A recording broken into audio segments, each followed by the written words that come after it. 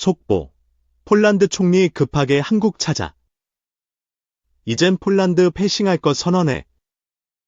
다급해진 투스크 총리 긴급 발표. 폴란드가 K-9 자주포와 다연장 로켓 천무 등 총 5조 원대에 달하는 한국산 무기를 한국 정부의 수출 금융 지원 없이 사는 방안을 추진 중인 것으로 알려졌다.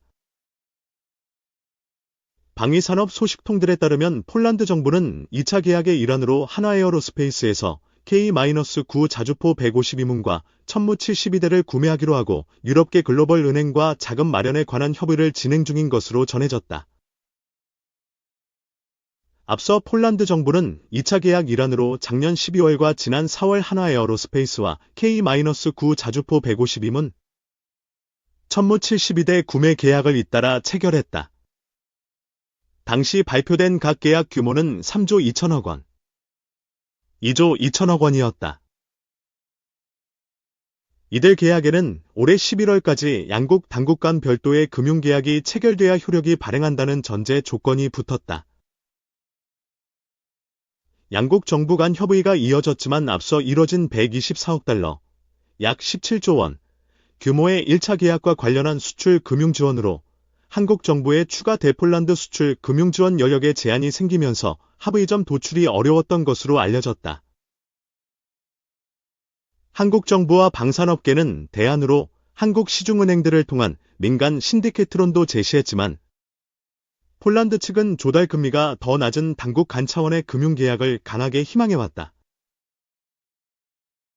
폴란드가 1차 계약을 체결할 때도 한국수출입은행과 한국무역보험공사가 계약액의 80%가량인 100억 달러 규모의 대출과 보증을 지원한 것으로 전해졌다.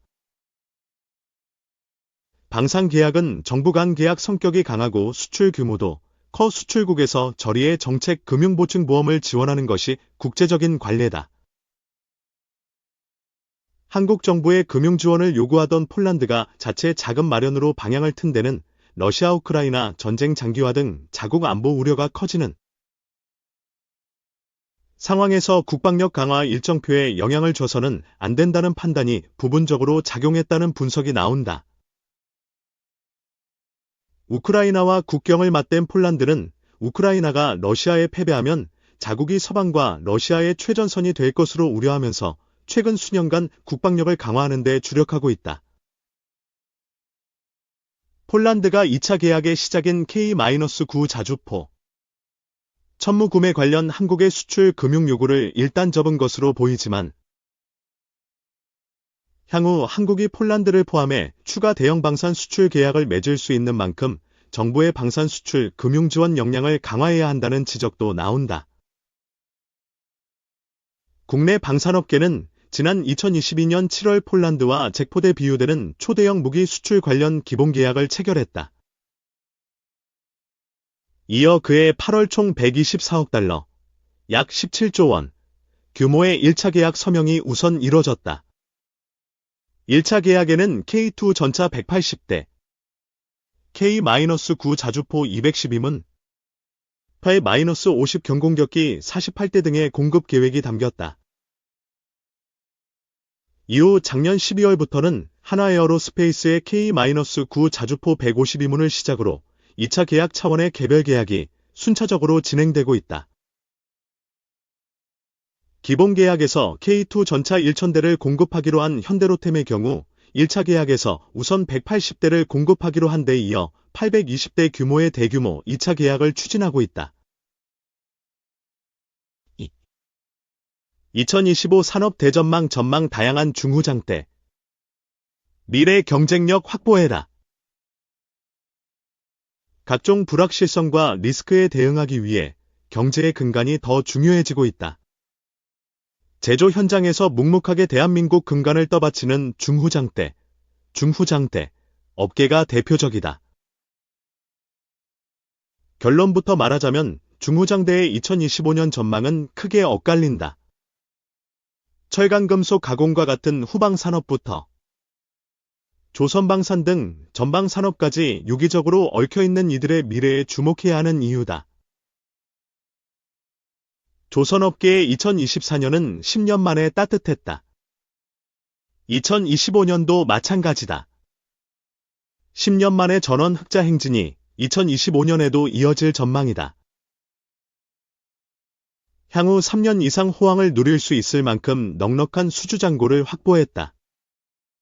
해운업계의 컨테이너 발주 사이클이 빠르게 돌아온 데다 렌존 반선 발주 호황이 겹쳤기 때문이다. 국제회사기구의 2050년 넷제로 탄소 중립 로드맵은 선사들의 친환경 연료 추진선 발주를 가속하며 겹경사를 만들었다. 짧은 기간 내에 대형 수주가 연달아 몰렸다. 곡간이 든든해진 조선사들은 고부가 같이 선박 위주 선별 수주에 나섰다. 배를 건조할 슬롯이 부족해지니 발주사들은 한정된 도크를 선점하려고 성가를 올리고 있다. 조선사로선 선순환의 연속이다. 영국 조선해운 시황 조사업체 클락슨 리서치의 신조선가 지수는 2024년 11월 기준 189.96포인트를 기록했다. 역대 최고 수치였던 2008년 9월의 191.6포인트에 살짝 못 미치는 수준이다. 개별 선종별로 살펴보면 사실상 알짜 수준은 한국 조선업계가 싹쓸이했다. 먼저 초대형 컨테이너선이 있다. 11월 기준 초대형 컨테이너선의 선가는 2억 7,500만 달러, 약 3,982억 원, 이다. 이스라엘 하마스 전쟁 이후 홍해 사태가 발발하며 글로벌 물류 대란이 닥치고 해상 운임이 폭등했다. 운임 상승으로 선사들의 곡간이 풍족해지며 컨테이너선 예년보다 빠르게 늘렸고 수요가 증가하면서 신조선가가 우상향하는 흐름이다. 선가가 비싸지며 조선사들의 선별 수주 전략에 부합하는 발주가 하나 둘 나오고 있다. 주력 선종인 렌존반선 역시 호황이 예견된다. 산업연구원이 발표한 2025년 경제산업 전망에 따르면 2025년 조선 수출은 해외 선사의 렌존반선 대량 인도로 지난해에 이어 수출 성장이 지속될 전망이다. 지난 2022년 발주 호황 당시 수주한 렌존반선들이 하나씩 건조가 끝나며 인도를 시작하는 것이다. 이는 고스란히 조선사들의 2025년 실적에 집계된다. 렌존반선의 인도뿐 아니라 수주도 탄탄하다. 도널드 트럼프 2기 정권의 화석연료 부흥 정책으로 에너지 운반선 반사 이익이 기대되기 때문이다. 현재 미국과 카타르 지역에서 기본 설계 추진 중인 렌즈 프로젝트만 256무트퍼, 연 100만 톤 규모다. 업계에서는 대부분의 프로젝트가 가동될 경우 약 400척의 렌즈 운반선이 추가로 필요할 것으로 추정 중이다. 이 경우 한국 조선사들의 가격 협상 능력이 더 올라갈 것으로 보인다.